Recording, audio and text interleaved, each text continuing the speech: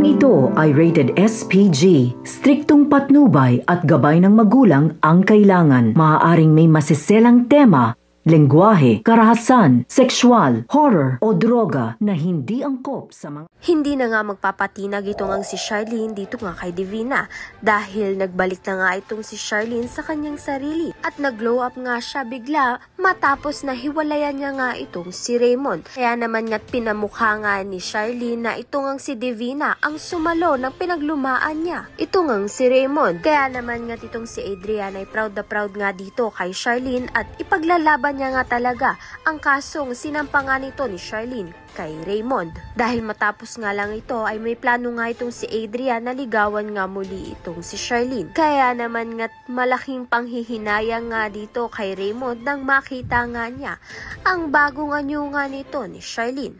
Sa kabilang banda naman nga dahil nga sa selos nito ni Liberty sa buhay nga ngayon ni Princess ay ipinahiya niya nga ito sa eskwelahan.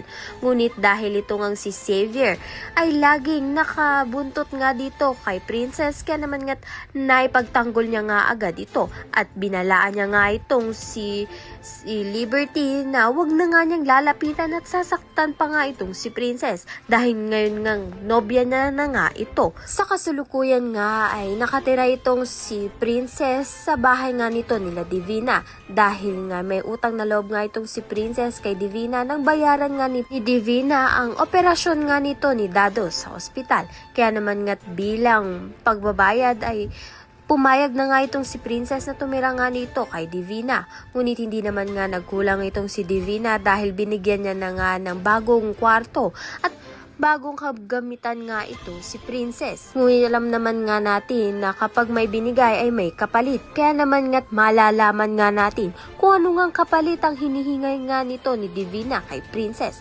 Ayan at iba pa ang dapat nating pakaabangan. Maraming salamat sa iyong panonood.